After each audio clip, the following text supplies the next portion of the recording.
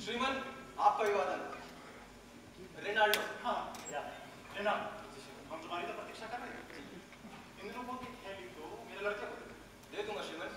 लेकिन तुम्हारी उस्तादी मतलब मानो, जब तुम्हें लड़के के मिलने से पहले ही उसकी चाल चलन का ठीक ठाक पता लगा लो। मैंने भी ठीक यही सोचा था श्रीमान। सबसे पहले तुम्हें ये पता करना है कि कौन कौन से डेनमार्क के लोग फ्रांस में रहते हैं, कहाँ रहते हैं, किस जरिए से रहते हैं, शादी कहते हैं, खर्चा कितना। इन सब बातों के जानने के बावजूद तुम आराम से पहचान जाओगे कि वो मेरे लड़के से वाकिफ हैं या नहीं। उसके बाद दिखाते हुए बताना कि तुम उसे अच्छे से तो नहीं मगर थोड़ा दूर से जानते, उसके पिता और मित्र भी तुम्हें थोड़ा बहुत जानते, पर याद रहे उसकी इज्जत में बटाना।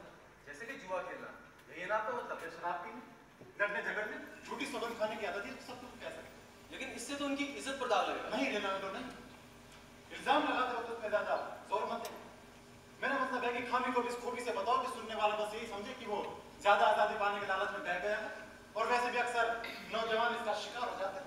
लेकिन श्रीमान, अब तुम मुझसे पूछोगे कि मैं सब तुमसे करने के लिए क्यों कह रहा हूँ। जी श्रीमान, मैं से जानना चाहूंगा। मेरी बातों का रुख समझो रेनाल्डो, जब ये बातें तुम किसी से करो जिसमें कोई खास खराबी नहीं, तो सामने वाला भी तुमसे उसी ढंग से बात करेगा जिस ढंग से तुम उससे लिहाज के बारे में बात करो। मैं समझ गया श्रीमान। और फिर जनाब, फिर वो ये करेगा। क्या हम तुमसे कुछ कह रहे हैं? श्रीमान, तुमसे इसी ढंग से बात करें। हाँ हाँ याद आया, किसी ढंग से बात करेगा कि मैंने हजरत को देखा था, कल या परसों की बात है, तो हो सकता है ये भी कहते कि मैंने उसे कोठे पर जाते देखा था। कोठा समझते? जी जी जी। चकला, जी चकले पे जाते देखा था। पर याद कि तुमने ये ऐसे फेंके जाल, फंस गई मछली जाल में, समझे बेटा? समझ गया श्रीमान। आप जाओ, ईश्वर तुम्हारी रक्षा करे। धन्यवाद श्रीमान। और हाँ रेनाल्डो, जी श्रीमान। उनसे बातों में गौर से ध्यान देना जो हमने तुमसे। जी श्रीमान।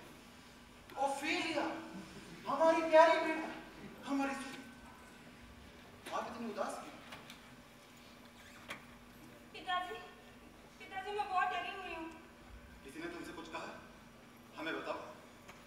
पिताजी, मैं अपने कमरे में बैठी थी और तभी राजकुमार हेमलेट मेरे सामने आकर खड़े हो गए। उन्होंने ढीले ढाले वस्त्र पहन रखे थे, सिर पर टोपी लगा रखी।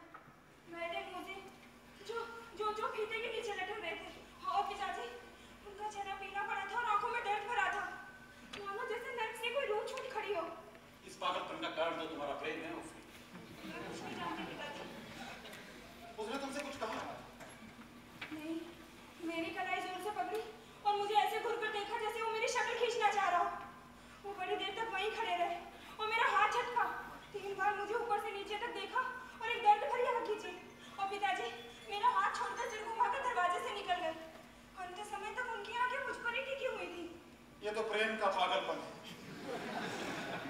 दुनिया में कोई भी बीमारी इससे ज्यादा बुरी नहीं।